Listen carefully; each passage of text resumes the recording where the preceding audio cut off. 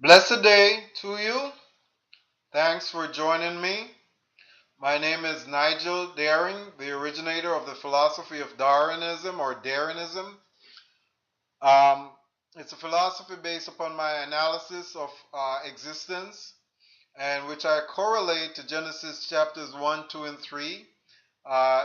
It ends up being a revelation of Genesis chapters 1, 2, and 3. I did 5 previous presentations. I invite you to check them out. Those focus more on the physical realm and the order that God created. Um, Now, what what I want to do today is focus on the Adam and Eve story, and so that's what we're going to proceed into. Just before we do that, we'll do a review of what we did last time. But in terms of the philosophy and getting into it in detail, the philosophy of Darwinism, you can you can get my book Existence, God, Man, Society, and Nature from Amazon.com. Existence, God, Man, Society, and Nature. You can type in the name of the book, or you can type in my name, Nigel Daring, and you'll see 16 books come up, and you can select that particular book or any one of my other books if you so choose. Now, just to review, we said before that God exists in the absolute nothingness, in the nothingness where there's absolutely nothing physical. That's the spiritual realm.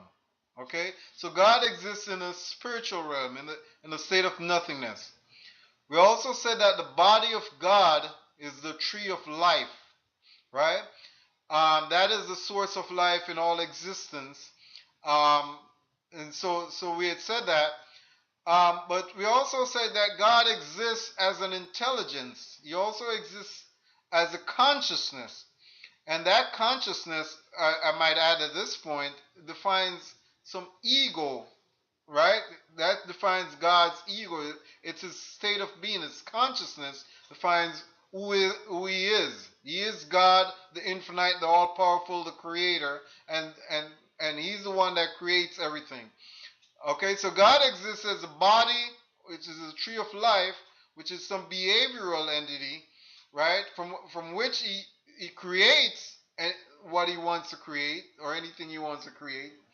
And then God also exists as a consciousness. No, we also said God created from the state of nothingness. He created the energy field with what we call some kind of native movement, right? That adds fluidity and dynamism to the field. And then in that energy field, he accumulates energy as mass, right? He accumulates some energy together, or which is basic units of mass, and that becomes a precursor of matter.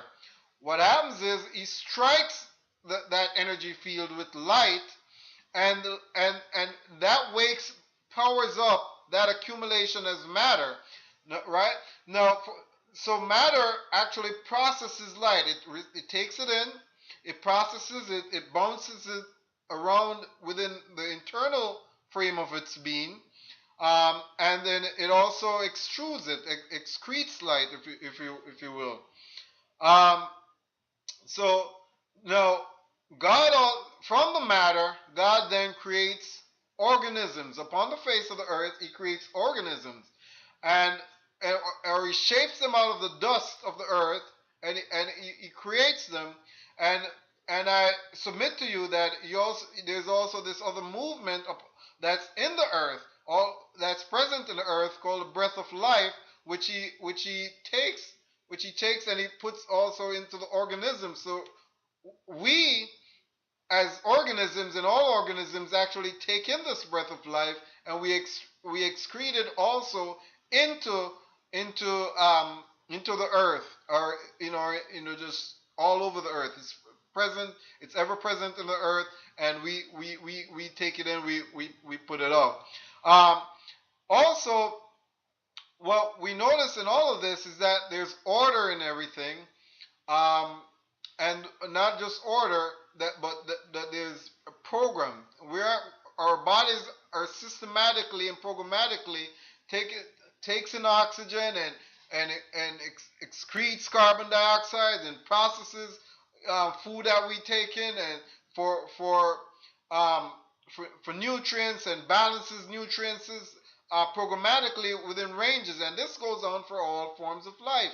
All forms of life, whether that be organisms, whether it be matter, or whether it exists in the energy field, that life is in order, and it is a functional order for, working off program. It is programmatically operating. No, I want to point out some things here now that we're going to move on, and just based on what we said, the analysis last time, we must realize that God is nature. God is the presence of it. He's the essence of it. God created it out of the nothingness. It encapsulates his being. Not that it's the entirety of his being, because God was existed prior to nature, but it is derived from him, and it is the essence of his being. It captures the essence of its being of his being. So nature, God is nature. Nature becomes God. It's a reflection of God. It's a reality of God that's brought into existence. Okay. Now I say reality, and I must put that in quote. The physical realm itself is an illusion. Okay, it's not actually real. Imagine now what I've been saying is that we have to view existence from the perspective of God. Now, if you're looking from the perspective of God, you're in the nothingness. You exist as a nothingness. You exist as spirit.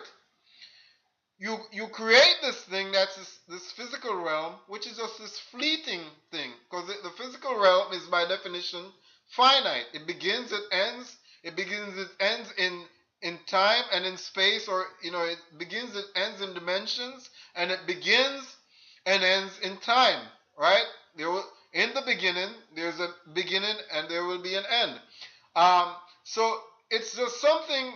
You're the nothingness. You create this thing, and it's something you you're passing all over. You can pass through it. You it's just an illusion. It's almost like a hologram. Like we would create some kind of hologram of lights, and we can walk through it. It's not real. The physical realm, in truth, it is not real. It's an illusion. Now, the other thing to realize is the whole order of existence. The whole order, as God has designed it from the spiritual realm even onto the physical realm, the whole order and state of it is heaven. That is what heaven is. Okay? Right? Nature is heaven. In the spiritual realm itself, it is heaven. Now, the other thing, and just to point that out some more. Remember also, when God is creating everything, right? There is perfection to it. All right. So He created nature, and He always says in Genesis chapter 1, when He creates things, He always says it is good. That means there's no problem with it. Okay. So nature in its is perfect. The spiritual realm, everything that God ordains, it is the whole thing is perfection. It is heaven.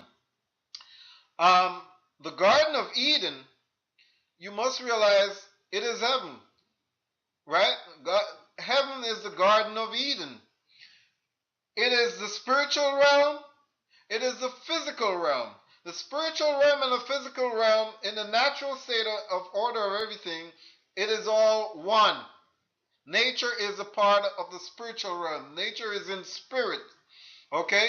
It extends from spirit, it is rooted in spirit, and so the Garden of Eden is nature in its entirety, from the spirit, from the physical dimensions of it, right into the spiritual spiritual aspects of it, because it is originated from God.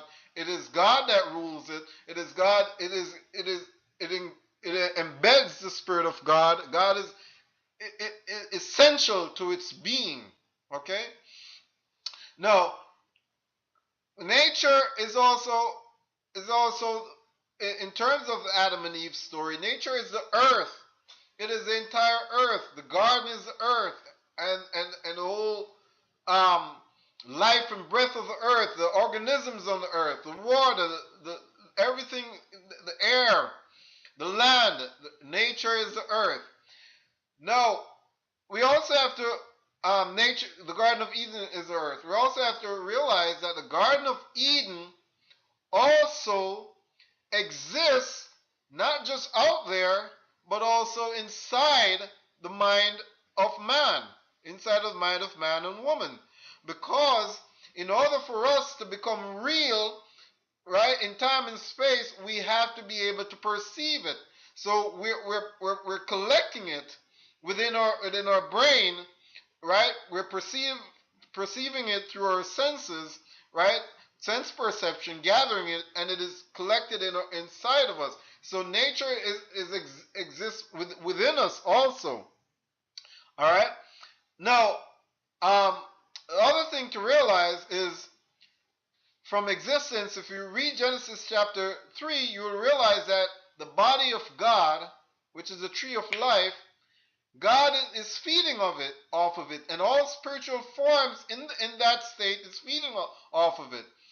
If you notice in Genesis chapter 3, at the end, God says, you know what, we're going to cut off after Adam sinned. God says we're going to cut off man from the tree of life, lest they become like us, feeding off of the tree of life and become like us. So he doesn't want man to feed off the tree of life like he himself does, and all the creatures in existence. There are other spiritual creatures, because he speaks of cherubims. Those are creatures in spirit. All right. So God feeds off himself for life, right? He's sort of feeding off his own body in the spiritual realm, and that's an eternal cycle that's going on. All right. And what you have to realize that not just him, but all his creatures in spirit, for them to exist, they have to be feeding off him. And even that which is a physical realm has to sustain itself off of him for life. Because remember what we said in the last discussion was um, organisms are derived from matter, and it's not just that they're derived from matter, they have to feed off matter to continually sustain life. We're made out of the dust of the earth and the air and the water, but we consistently have to feed off these things for life. Matter itself is a form of life, and matter has to feed off the energy field from which it's made. It consistently and constantly have to take in energy, which is heat, right? And it constantly extrudes it. So it processes it within its state of being to maintain survival ranges or stability ranges of its products, of its components, I mean. All right. So matter feeds off energy for life. Also, it feeds off light, and we also feed off the breath of life. Um, Now, the energy field itself feeds off God, this body of God, because it's made out of the nothingness. So the whole entire enterprise of the physical realm, it depends upon God for life. Now, let's look at the creation of people. Now, God created people in his own image, right? God created man in his own image. He said, let us create man in our own image, after our own likeness. Now, what that means, we have to realize that man in his natural state is God. And in his natural state, man is perfect. There's no flaw. There's nothing wrong with us naturally. Nothing. We are God naturally. We reflect God's image. Now, people we ourselves, because we need to feed off the tree of life. Now, the tree of life is a spiritual entity. Okay? So, what that means is that we also exist in spirit. Okay? For us to be, for God to be making this determination that to cut off man from the tree of life so that we're not eating from it, what it means is that we exist also in a spiritual way. Now, if that also means, since God created us in his own image and he exists, right, as a tree of life, this behavioral entity depending upon the tree of life, his own body for life, and we ourselves, a spiritual entity, depends upon the tree of life for life. But God also exists as an intellectual being, as a consciousness. That means that we also exist as a consciousness. We possess intellectual and creative abilities based upon ideas. That means we can have ideas, ideology, philosophy, because God possesses this particular dimension of self. So we do have a spiritual character, and our consciousness at some level is in spirit, because what you're going to realize is that in the Bible, in Genesis chapters 1, 2, and 3, a lot of times when God is talking to man, these are spiritual conversations. It's not necessarily in flesh. He's not necessarily walking in foot up on the earth, though that occurs too. But these are conversations of spirit. God is in spirit talking to us in spirit. God is the root of our being, right? He acts in like he's the voice of truth. The root, because God is that is truth, who determines our reality. He determines the reality in his realm of spirit and upon the earth. And he himself is the truth. He's the absolute truth. And so he exists in this fashion as truth, and we also at this dimension of consciousness, whereby um, we naturally desire truth. It's ingrained in our being because we're made out of God, and God gave us that consciousness, so like himself, to want truth, to know, to be truth. And we have to realize again that God is communicating with us. He's the source of our being, the truth of our being, and he operates as the truth that is communicating with us, and we are receiving messages from him. He is our conscience. He's the root that truth that is speaking to us is our conscience. Now, in creating people, God gives instructions, advice, warning. Now, that goes back to the very idea that we have ideas, that we can have ideas. We have a consciousness, just like God, because that's what he did in creating us in our image. He gave us consciousness also. So, so now, with that, because he gave us that consciousness and we have that capacity to have ideas, he's warning us. Now notice when he created every other creature and the earth and the whole energy field, what he's doing is just programming them. He's just setting up the field. He's creating earth and the stars, and he's saying, these things are in place, and this is what they're for, and this is what they're going to do. The birds of the air, the fishes of the sea, the animals on the land, this is just who they are and what they're going to do. He's programmatically defining them. But when it comes to us, when it comes to man, we're not programmatically defined. He is giving us instructions. He's warning us. He's telling us of a moral standard because we can comprehend what morality is. And what that means is that because we have ideas, we can very well not do anything what God is saying. And he knows it. He gave us that potential to disobey him. He's advising us because he knows we can very well not do what he wants us to do. Right? He's warning us because he knows what the consequences of our actions are, and he's telling us.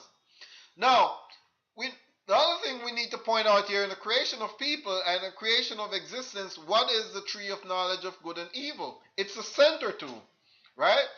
The tree of life is a center. It is a center of existence. It's a behavioral center, as you will. It's functioning behaviorally, right? It doesn't have a consciousness. It's a body of God that God creates from, and it is the center of reality. The tree of knowledge of good and evil becomes man's physical center. It is a center. It is a center through which we are beholding the physical realm, right? Remember in our discussions before of the physical realm, we said all life, for life to be defined operationally, functionally, it is defined along a center periphery relationship. We we exist. We have a periphery, which is our body, and a center, which is our brain. Right? Um, we're gathering stimuli from our environment, and we're perceiving it. We're collecting it in our brain, and we're making sense of the world around us, so we become real. It becomes real to us, right? So that's the center. The tree of knowledge and good and of knowledge of good and evil is itself a center, but it's our physical body, and we're perceiving it. Now, other thing to notice is this: in abiding by the natural order, man becomes secure in himself. He's naked and not ashamed. He's naked and unashamed. Man lives in heaven. He's living, he's living at peace in the garden, right? He's living at peace with God. He's living at peace spiritually in the realm and dimensions of spirit, because we also have a dimension of self in that nothingness, in that spiritual realm, right? And that's where consciousness primarily is. It's in it's in the realm of spirit. Now, we get consciousness in time and space because God did something. What he did was he took our spirit and embedded it in our perceptive corpus, in our brain. Then he embedded it in our brain so that we as spirit now are beholding the physical realm, right? So God embedded us in the physical world for us to behold it also. He has purpose for doing that. All right. Now,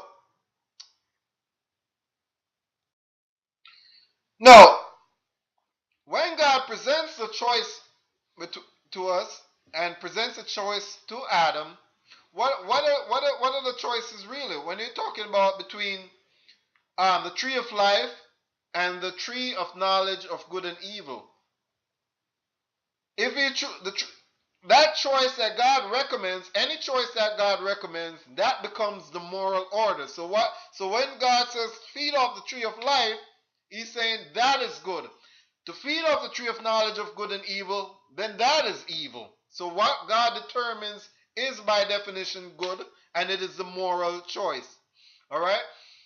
Now, what else is this choice between the tree of life and the tree of knowledge of good and evil? The choice becomes a choice between living in spirit and living in flesh. The tree of life is a spiritual entity. It's a spiritual center. The tree of knowledge of good and evil represents a physical form of man. It's Adam's physical form. It's Eve's physical form. What is this choice again? It's that God presents man and wants man to look at. In giving man consciousness, you have a choice between life and death. God says if you feed off the tree of life, the very essence of life, you will live. But if you feed off this tree of knowledge of good and evil, you're going to die. Now, let's now let's consider the devil's influence here, and the devil's influence on the choice, the choice the choices that these people are facing, Adam and Eve are facing, and in reality, the choice that we all are facing. What the devil is doing is the devil is appealing to their ego. right? He's appealing to their sense of self, to Adam's ego, to Eve's ego, to their sense of self. He's telling them, you know what? You yourself can be God. You don't have to be, listening to God be this reflection of God. You don't have to be there in the spiritual realm listening to God, because in the spiritual realm, what's happening is God is the center of reality. Everything else is in the periphery, and the right and proper order for existence is that God dictates reality. He puts out what it is that he wants, and we in the periphery are supposed to respond. Man and woman, everybody is supposed to be responding. From the spiritual realm even to the physical realm, that's the order of creation. God is the center. He's the intellectual center. His body is also the behavioral center, if you were. So what the devil is saying to Adam then is, listen, you don't have to have this relationship with God. You yourself can be your own God. You can, and what the devil is saying, instead of having God think for you and then you just respond, just like you're in reflection, and you're just being is reflection. What you can do is think for yourself. You have a device available to you. You have flesh. You can go in flesh. You can all you have to do is feed off your own flesh. That means live in flesh. You have this tree of knowledge. Remember, this tree of knowledge of good and evil is what makes us real in time and space. It's what we use to perceive the impulses that are, that the stimuli from outside, and we perceive it and put it together and get and think and see it as real. So what the devil is saying is that, that perception, you're in flesh. God embedded you in flesh, your spirit in flesh. It's use this thing, and you can become like God himself. So think for yourself, have your own ideas, do what it is you want to do, become independent. That's what the devil is encouraging. He's encouraging their independence. Don't live as a reflection of God, just doing what he wants. You become your own center and determine what your own reality. Don't let God determine reality and the whole order of existence, and you live within the order. You determine your own reality, and all you have to do is go through flesh. The flesh is available to you through that center, which is a brain. You just use your own brain and think for yourself, and don't let him be the one feeding you ideas. So what the devil is saying, what the devil is basically saying, well, you know what? When God is saying to you, oh, if you feed off flesh, you're going to die. What the devil is telling Adam and Eve is like, no, you're not going to die. You can redefine life and live it as flesh and live in the flesh, and you can get that ego that you want. You can go on that ego trip and live like God. That's what the devil is saying onto Adam and Eve. Go through flesh and you can live the way God does. Now, what is the effect of the devil's advice? Well, remember, God said to Adam, if you feed off this tree of knowledge of good and evil, you are going to die. Now, we see Adam and Eve, they listened to the devil, and they did feed off the tree of knowledge of good and evil. And what happened? They knew they were naked. They knew they were naked, and they realized that they were naked. Remember, before, when they were living in spirit, they were naked and not ashamed. But as the moment they fed off the tree of knowledge of good and evil, they knew they were naked. What happened? They became insecure. That is the death. That's the death that God was talking about. You know why that is the death? When God came back to them and called out, Adam, Adam, where are you?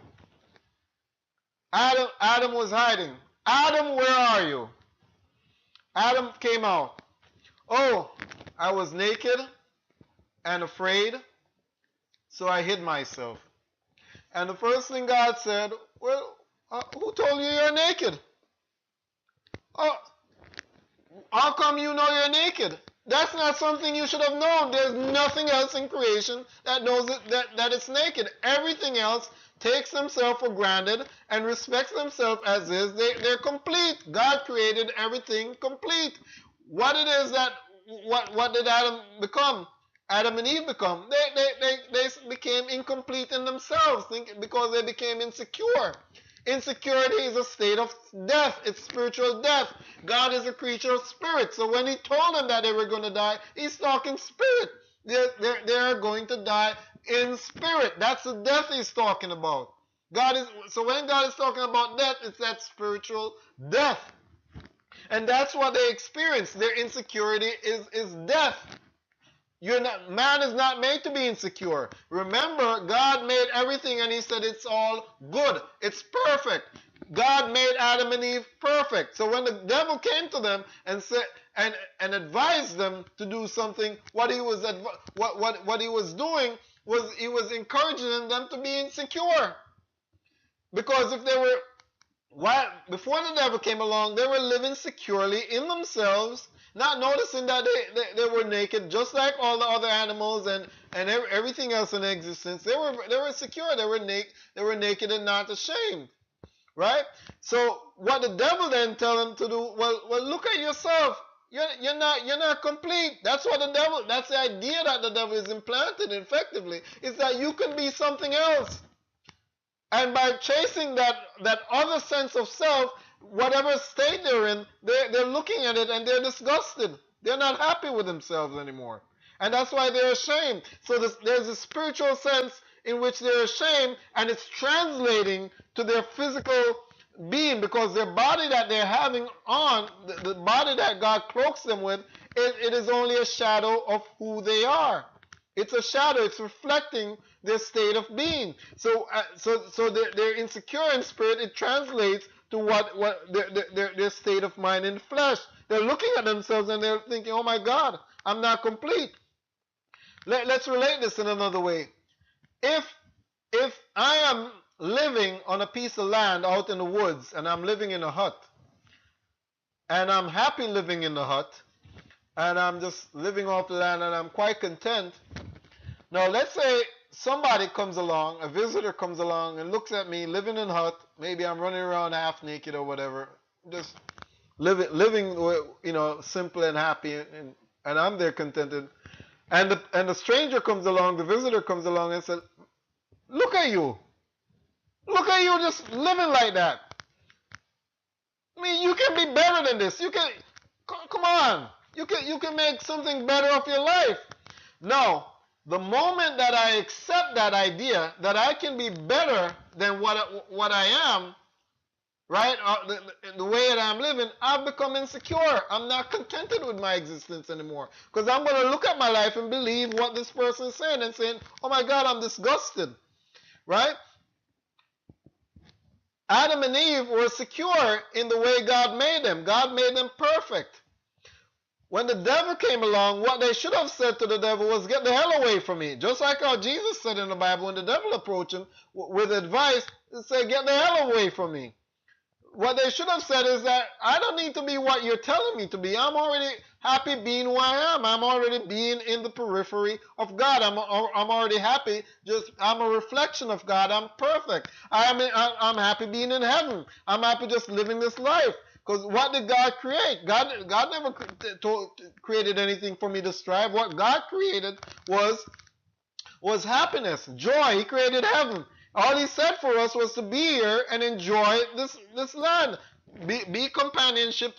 Be a companion to the animals. Just eat of the fruits of the land. Live at peace. You're here for each other's company, and that's it. Live in peace. So God will define paradise. God gave them paradise. What it is was that they took the devil's advice and looked at themselves and became insecure. right? Because the devil told them that they could be something else, and that state of insecurity matters because it's going to translate to how they're looking at themselves physically, and it's going to translate to how they're seeing the world. Now, that insecurity is a form of death, right? For their intellectual state of being, how they're conceiving of themselves. It's death. Here's the other state of death.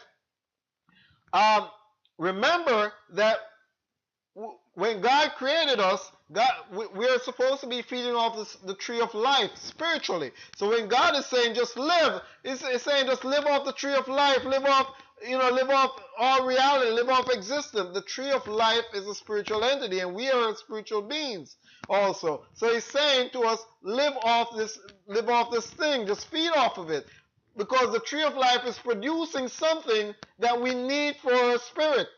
In the book Existence, I call that thing love, but it's a spiritual product that we need to sustain ourselves spiritually. What happened after we disobeyed God? God cut us off of it. That's why I put the cherubims in the garden. The garden is existence. It's existence spiritually. It's existence physically. It's nature. It's a spiritual realm. And God essentially kicked us out of heaven.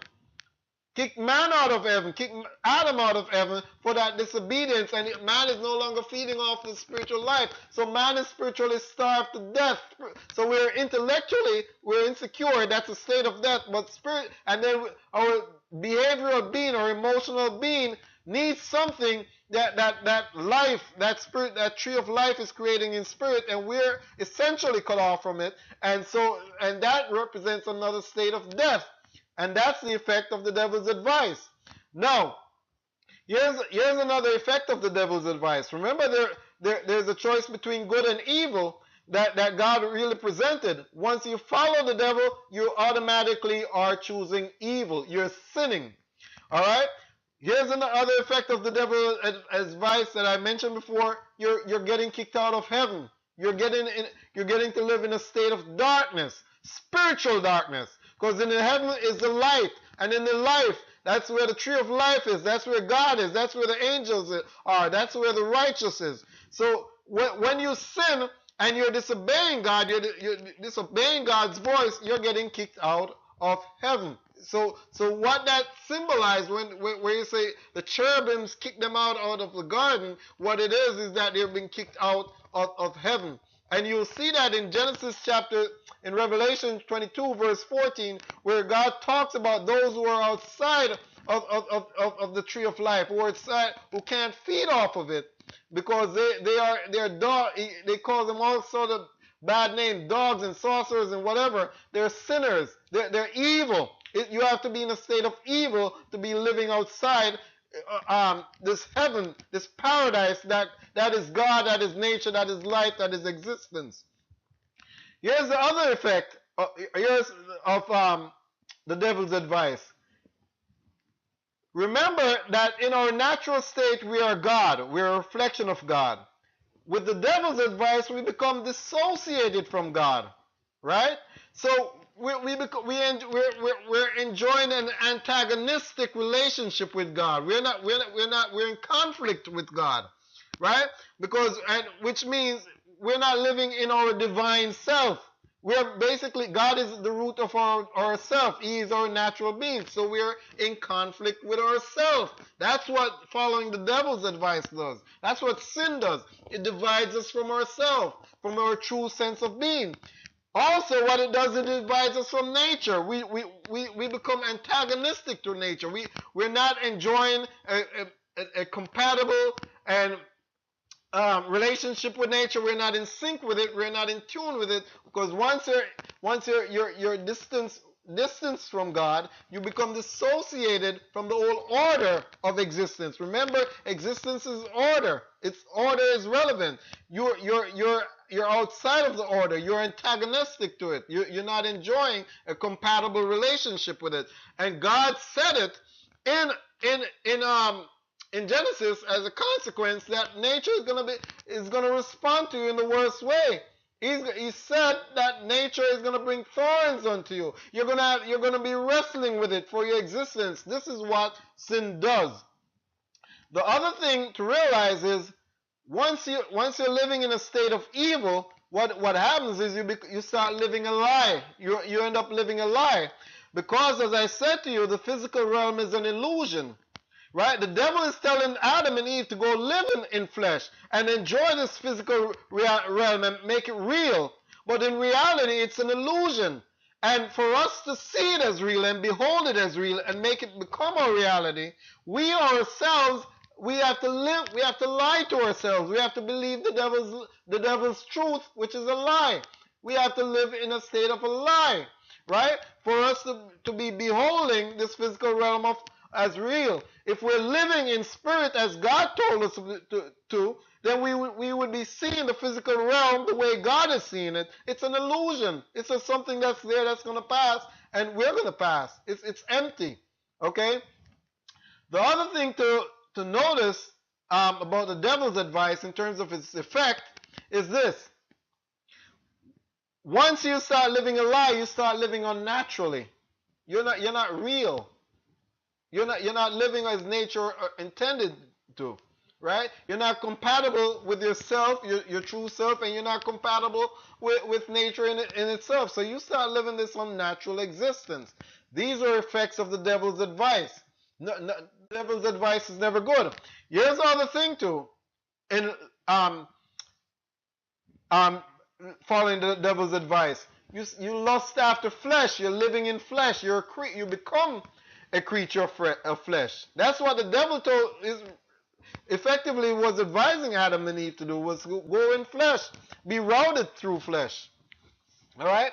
Now, so you become lustful after flesh. You're chasing flesh. This is what the devil's advice does. Here's the other thing that the devil's advice gives you: a life of agony. Because when the first couple sinned against God, what God did was gave them agony. He said, Adam, you're gonna live a rough life here for what you did. Eve, you're gonna be bowing to this man. You're gonna be bowing to man. Man and woman aren't gonna live in an equitable relationship. When they were first made, there was a state of equality. The natural state of relationships between people is equality. When does inequality come in? It comes in through evil. It takes evil. It takes an evil mind to conceive of human beings as unequal, as one being above and below. But this is the effect of sin. And in the relationship of men and women are going to get the bitter end of it, because men are going to try to dominate them. They're not going to remember. Eve was made to be Adam's companion, his friend, his lover, his partner, his intellectual support, his intellectual emotional support, somebody to share ideas with and time with. And now she's now enjoying a relationship with him after the state of sin, where she's going to enter a relationship where she's going to become something in his eyes, something less. She's going to have to serve him as something less. So there's a life of agony in that. By the sweat of your brow, you're going to eat bread. It's an agonizing life when you distance yourself from God. Here's the other thing. You get to live finite existence. That means you don't get to live in the state of God, truly live in the state of God. The state of God, as God had created you in the spiritual state, that's an infinite state. So the way God intended you to live was to live infinitely in heaven for all eternity. When you disobey God and you take on flesh and make flesh your life, what happens is your existence becomes finite. Where flesh begins and where flesh ends, that's where you begin and you end, because that's where you've invested your life. That's why God said, from the dust you were created, to the dust you return. You're going to become the dust, because that's how you're conceiving of life. And not only become physically, just become dust, but in spirit, you're going to be outside of heaven, because that's where you've been living. The whole time that you're sinning and deciding to live in flesh or in spirit, you're living outside heaven. So you're not even noticing that. Adam is not noticing that he's outside of heaven, because he's enjoying flesh too much. He wants the flesh. He wants his existence in flesh. And he doesn't care about his death. He doesn't care about his insecurity. Because when God approached him and called him and said, Adam, where are you? What he should have said was to God was, I'm sorry, God, I disobeyed you. I made a mistake. I'm dead. He should have recognized his insecurity and his pain, but he wasn't recognizing it because he wanted what the devil gave him. It was this life in flesh, but the life in flesh is finite existence. No,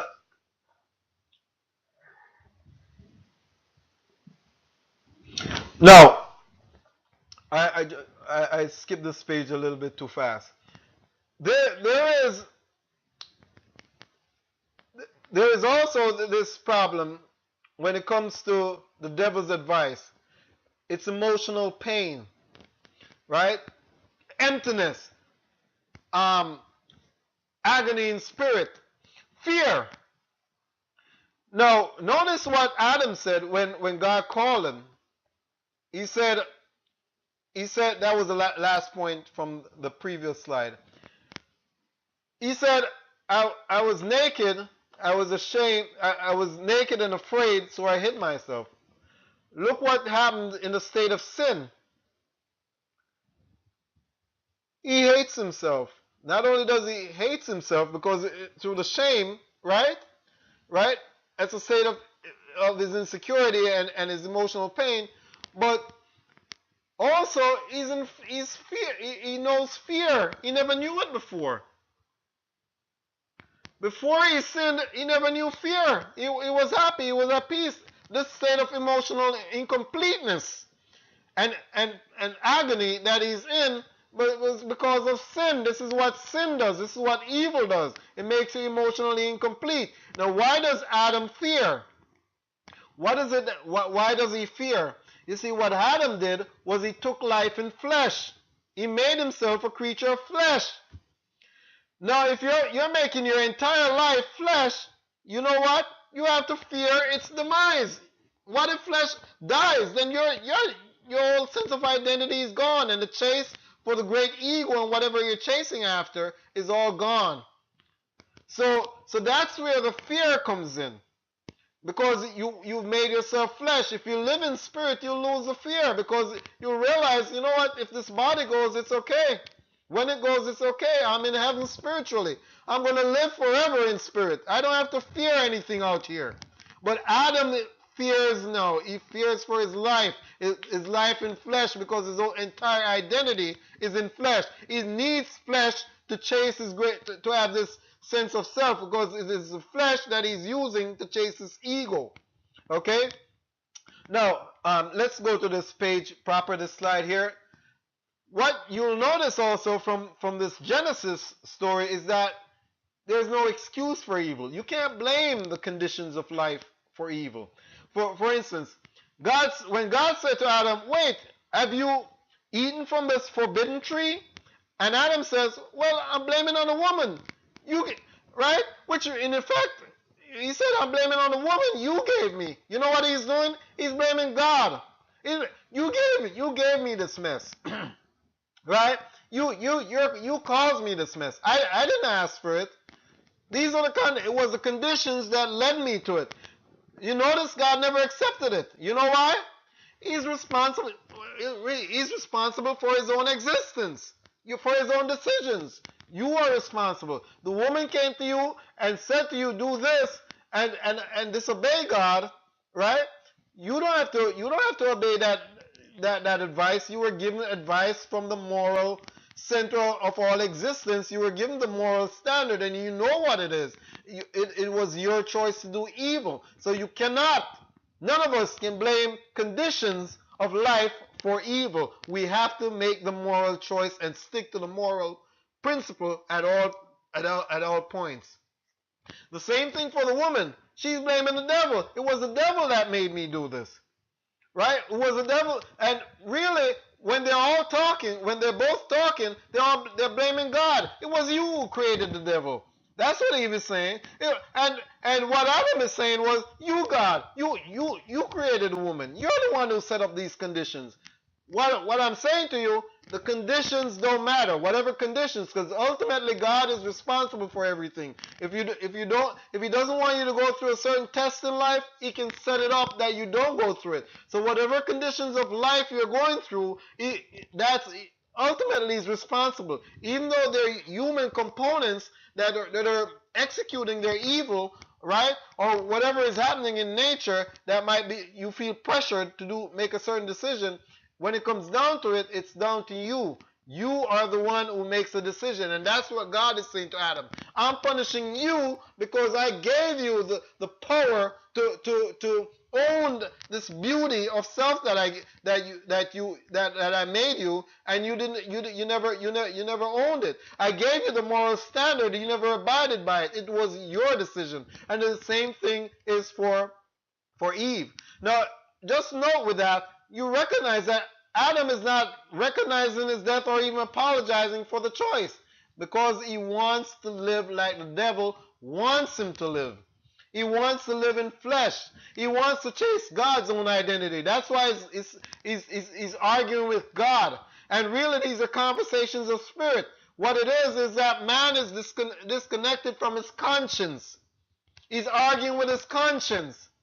And he's choosing to do whatever it is that he wants to do, whatever evil he wants to do, to suit some idea that he has in mind, some evil concept. But the concept he thinks that he's chasing is going to make him great. He's chasing after some sense of greatness, some unnatural sense of self that he shouldn't have, right? And doing that, he's in conflict with his very conscience. Is the truth, the voice of truth speaking to him. And that's what's going on here.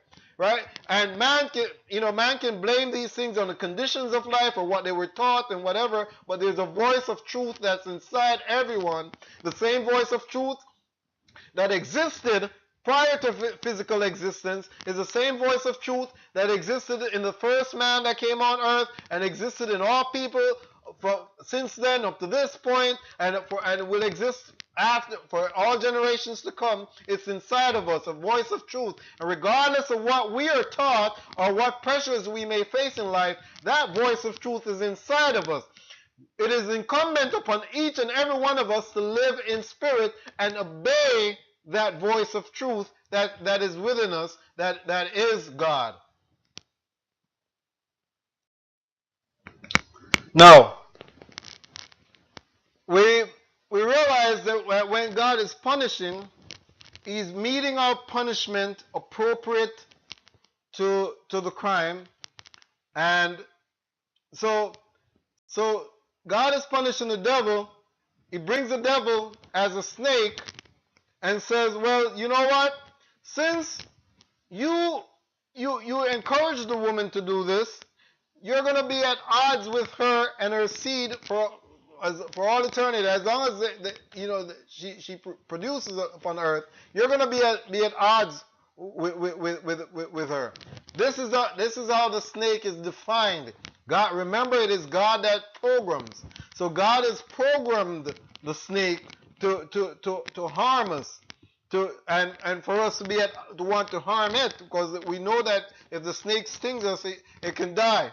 Right? A snake, we can never be friends with a venomous snake. Right?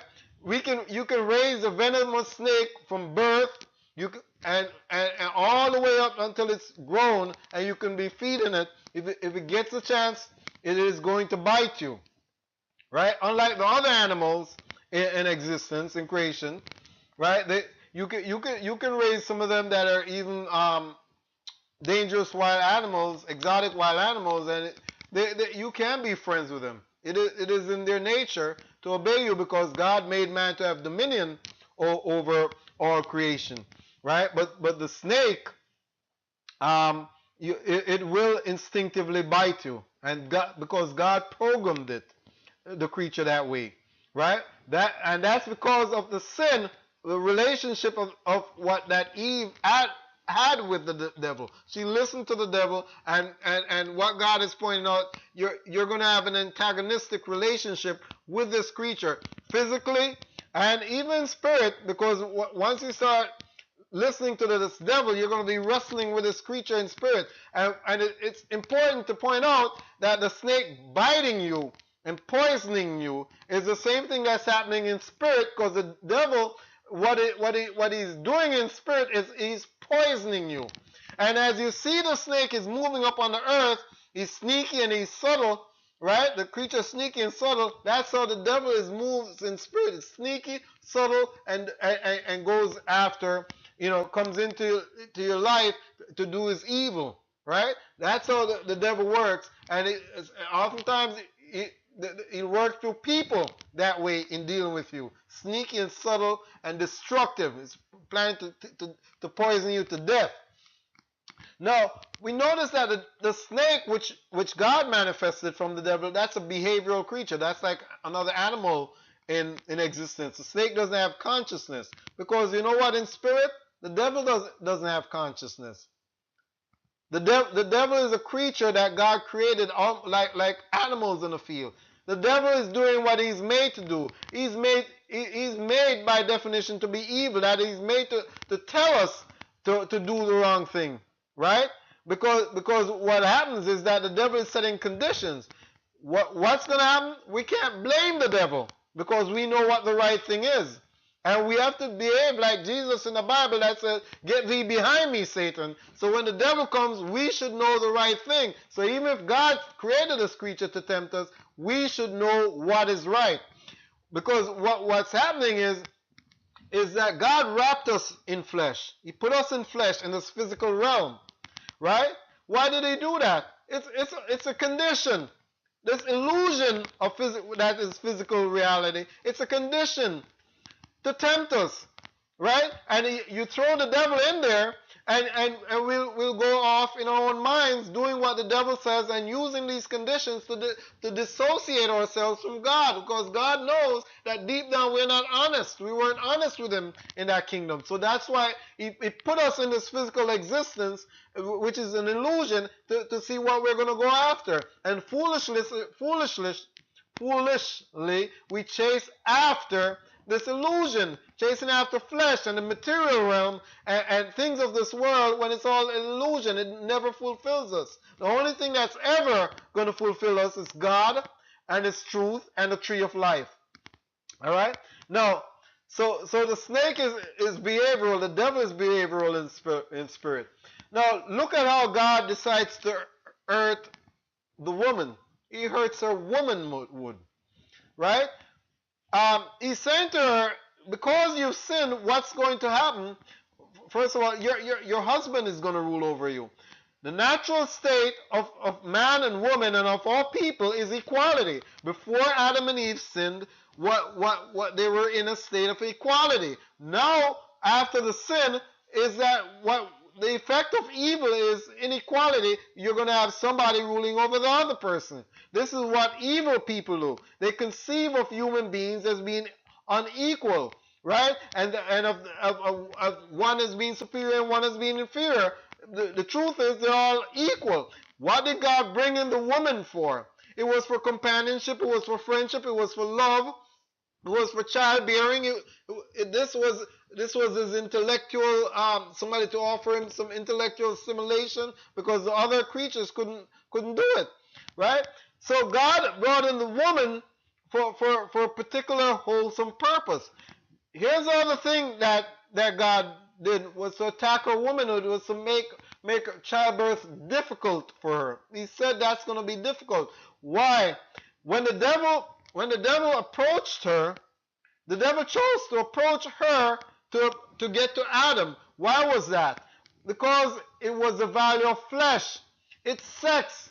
He's trying to get her to get him to lust after flesh and become flesh. So she makes herself an object of flesh then, objectified herself to achieve the lust of flesh, to achieve Adam's lust, because it's the lust of flesh that's going to be important in chasing this great thing, this great sense of self, because it is through flesh that man has to chase this great sense of self. So that's what's important. She used her body, her sexual organ.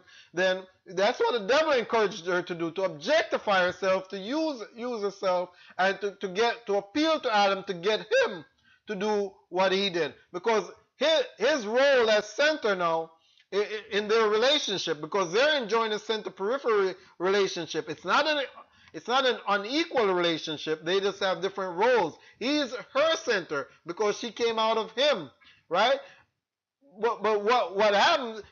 So the devil needs him to cooperate, because if she's, if he's not cooperating, the whole thing is not gonna happen the way it's supposed to happen, which is for him to sin. So he uses her. She has a natural place. Yes, she was brought in for sex and to have children, but that's not her primary role. Her primary role is companionship and love and life. Sex becomes part of the whole role of being a companion and being a friend. But in the lust of flesh that the devil encouraged, then sex becomes primary and important, and she has to objectify herself. This is a part of evil that even goes on even unto this very day, where women are objectifying themselves, making themselves creatures of lust and of flesh to appeal to men, to get men to appeal to man's attention. It still goes on, because that was set out from the very beginning. Women objectifying themselves to get men to do what they want to do, right? Which is evil, because you're not supposed to approach man on the basis of flesh, on the basis of lust of after flesh. The natural way for man and woman to interact is on the basis of spirit and through God and through profound and meaningful relationships. So that's the natural order. Now look at how God hurt Adam. He hurt his manhood. The thing that men do to secure food and labor, God made that difficult for him. He says, now you're going to live a life of agony and a life of trying to secure food. It's going to be hard for you. By the sweat of your brow, you're going to be eating bread. Adam didn't have to go through that agony before. When they were created, God gave them a state of peace.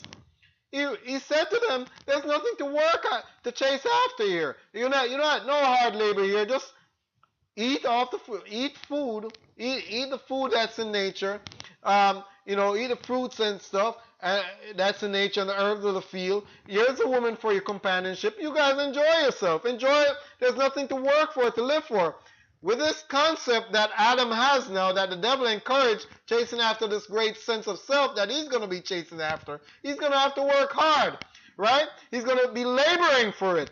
Now, not only that, because he's at odds with nature, because he disconnected himself from nature, he's gonna have to be wrestling with nature for food. Before, it was this simple thing where he would just go and pick the fruits and eat, and the herbs of the field and eat, and that's it. Because he did this unnatural thing of disobeying God, then his punishment becomes this life of labor, of agony. So where they were secure and peaceful before and living in peace, now they're living a life of agony. Now, well, what can we learn from the Genesis chapters 1, 2, and 3 in terms of moral order? Well, the first thing is that we have to wear clothes, because you notice what God did after they sinned was He made coats of skin for them. Now, that's a moral order. Now, we can have the animals and make coats of skin, because that's a moral order. But nowadays we don't have to do that. We know how to make clothes without having to kill animals. But the whole idea is we have to wear clothes, because what it is, our innocence, Adam's and Eve's innocence in a state of nature of just looking at their nakedness and not even thinking about it, and just living in that spiritual state as God lives, and just viewing the physical world as an illusion and as a shadow. And they're not in that state anymore. They're in flesh. They've seen it. They've woken up from that state of innocence. So flesh means something to them. Now they're seeing it. They're aware of it. You have to wear clothes to cover flesh, and so that you don't to try to help to remove that lust after flesh, because the lust after flesh is what brings man into the state of death, and prevents man from being united with God. The moral order then requires us to wear clothes. We're not living in the wild in innocence anymore. All right, and just to make this point, when you notice when Adam and Eve sinned, was that they made aprons, right? They had to cover themselves, and what did they cover? It was their genitals. Why are they covering their genitals? It was this thing that it was the lust of flesh that brought them into the physical realm. Their eyes were opened once they sinned, because their eyes weren't open to the physical realm before. It was just there, not their spiritual eyes. They were focused on God spiritual in the realm, and they were just focused on obeying God and doing what He said. But once they sinned, their eyes were open to the realm of flesh. And why is it particular that they have to clothe themselves? It's lust, right? Now, they themselves recognize that it's necessary to clothe themselves, and to try to prevent lust, or to reduce the lust, because it's going to prevent them from getting to this great sense of self. Remember, flesh is just only to be used. The idea of using the flesh that the devil was advising them was to use flesh to get to this great sense of self. It was not to become absorbed in flesh proper, not to become absorbed in the lust. So that's why they're trying to cover their genitals, to prevent the lust to getting ingrained in the lust, because that's what brought them. It brought them into the state of flesh, but they have to control themselves with it, because it's only supposed to be used to be chasing after this great sense of self. So the ambitious man who is chasing some great thing that he thinks is going to make him greater, some great identity, maybe some material wealth or whatever, he can't allow himself to be caught up in physical desires and sexual life and carnal life and stuff like that, because it's going to prevent him from reaching this great sense of self. So that's why it's important. Now for God, cloaking them, He's cloaking them for a different reason, because if they're getting involved, immersed in flesh, then they're going to lose their spirituality. You get in flesh, you lose spirituality.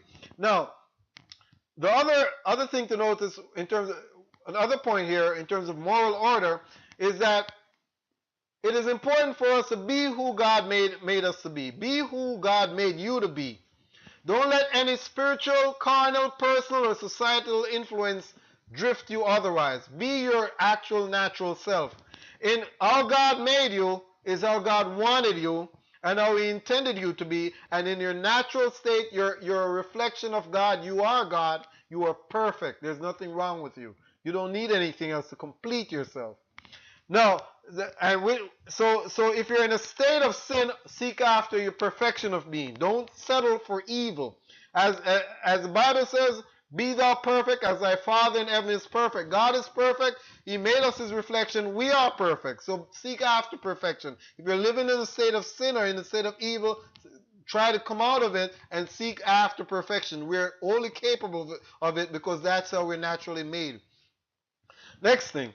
Try to live humble and simple. Don't chase after personal glory, okay? Which is what the devil encourages. Don't chase glory and fame and stuff. That's not your place. Your place is to live humble and simple. And now, if fame and glory comes, that's just what comes. But don't chase after it. If money comes, that's just what comes. But don't chase after it. Focus on being humble and simple as God made us to be. What God provided Adam and Eve was simple and perfect, calm, relaxed existence, not chasing after what they don't need to be chasing after. They were given everything. They were given heaven. They were given the state of perfection. They were the ones who removed themselves from heaven to be chasing after things they don't need to chase after. Next thing, live in spirit. Don't live in flesh. You live in flesh, flesh is corruption. It's going to corrupt your sense of self. It's going to have you living unnaturally. It's going to have you living lies. You're going to be living sin. As long as you're going to live an evil life once you're living in flesh. Other important thing which Adam and Eve did not do, and which is important for us to do, is obey God's voice. God is inside of us. He's a part of us. The kingdom of heaven is inside of us. It's naturally a part of us. We often live outside in darkness because we're not obeying God's voice. And what happens is that we sense agony because God in spirit kicks us out of this kingdom of his heaven because we're not obeying his voice, just like Adam did. So if we obey his voice, if we go inside ourselves and obey spirit, the spirit within us, then we can live at peace. Obeying God's voice and abiding by God's will means that we get to live at peace and live in peace. Now, the other thing that's important for this moral order is have faith. Because without faith, then comes a fear. Was in sin that Adam said, I am afraid. I was afraid. Because he sinned, he never knew fear before sin. So it is important for us to have faith, to trust in God, to believe in him. And so that when we have that trust in him, then we don't have to fear. Whatever else comes is going to come. We don't have to fear it. We don't have to fear the world as long as we have faith. Now, other thing to notice, treat human beings as children of God. God made people in his image. You have to treat everybody else as children of God, even when they themselves are not treating themselves as children of God. And that's how you have to regard yourself also. Right? Regard yourself as a child of God, and you deserve to be treated as a child of God. Now, next thing to notice, view everybody as equal. All human beings are equal, okay? Now, the world that we have is an unnatural world that categorizes us into different classes and strata and stuff like that. Don't believe in that stuff. Don't internalize those categorizations. It divides us along races and along sexes and say, some are better than the others, or this culture is better than that culture. All people are equal. That is the natural order of existence. So treat everybody, view all human beings as equal. Treat them as your equal. Remember that and treat yourself, whatever that you think is good for you should be good for them. And that means you viewing yourself as God and you respecting yourself as God, respect them as God's children. Eat naturally. Okay, God made the garden, and he said, here's what you're to eat. Eat the fruits and herb of the field. And to this very day, dietitians, doctors, most people who are into proper diet will tell you fruits and vegetables. This is what you have to eat more of. They won't tell you to eat more meat, because in truth and in fact, we weren't made to eat that stuff. What did God put the animals for? He put the animals for companionship. They weren't supposed to be on our table. All right. The other thing to do is treat nature respectfully. Treat nature respectfully. It is important. God put man in nature. He said when he put man in the garden, it's to tend and care for the garden. He put us in nature to care for it. We didn't have to. We weren't sent here. We were made to devour nature and to hurt it and to harm it and to use it for our own purposes, because we're chasing some great ego and some great sense of self, which we shouldn't be chasing. We should have regard for nature.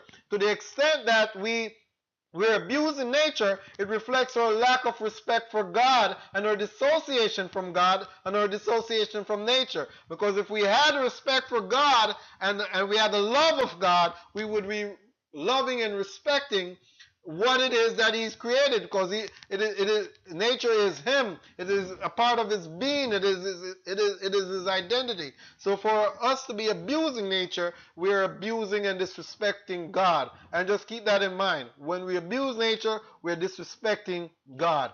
And that's what Adam and Eve did. It is that they disrespected God, and we as progeny in generations past have that mindset to be disrespecting God and disrespecting nature. And what I'm saying to you is, come out of that state, that mentality.